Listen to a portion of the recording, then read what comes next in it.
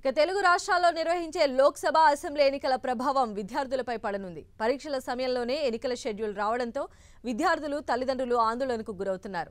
ఇప్పటికే ఇంటర్ పరీక్షలు పూర్తి కావచ్చాయి. ఇక 10th ప్రవేశ పరీక్షలకు హాజరయ్యే విద్యార్థులపై ఎన్నికలు తీవ్ర ప్రభావం చూపనున్నాయి.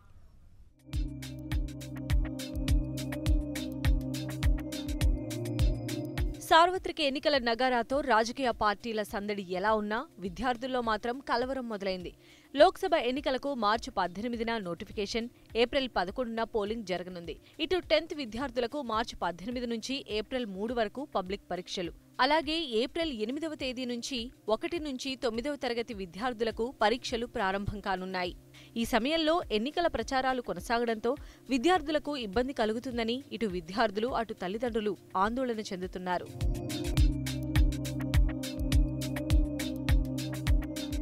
ఇక తెలంగాణలో ఐఐటీ, ఎన్ఐటీ ప్రవేశాల కోసం నిర్వహించే జేఈఈ మెయిన్స్, అడ్వాన్స్డ్ పరీక్షలపై లోక్సభ ఎన్నికల ప్రభావం పడనుంది.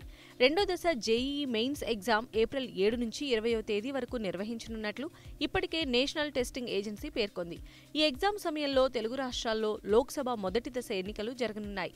ఈ నేపథ్యంలో ఈ పరీక్షలను వాయిదా వేయక తప్పని పరిస్థితి ఏర్పడింది. దీంతో ఎలాంటి నిర్ణయాలు తీసుకుంటారో అని విద్యార్థులు టెన్షన్ పడుతున్నారు. పరీక్షల సమయంలో రాజకీయ పార్టీలు ప్రచారాల హోరు, సభల కారణంగా విద్యార్థులకు చదువుల పరంగా చాలా ఇబ్బందులు ఉంటాయనే ఆందోళన నెలకొంది. దీంతో పాటు అన్ని ప్రభుత్వ రంగ పాఠశాలల్లోని ఉపాధ్యాయుల్లో కొందరికి ఎన్నికల విధులు అప్పగిస్తారు. దీంతో టీచర్లు అనేకసార్లు ఎన్నికలకు సంబంధించిన శిక్షణా కార్యక్రమాలకు హాజరు కావాల్సి ఉంటుంది. ఇప్పటికే 10th క్లాస్ విద్యార్థులపై ఒత్తిడి తీవ్రంగా ఉంది. ఈ పరిస్థితుల్లో ఎన్నికల షెడ్యూల్ విడుదల కావడంతో విద్యార్థులు, తల్లిదండ్రులతో పాటు ఉపాధ్యాయులు కూడా ఆందోళన చెందుతున్నారు.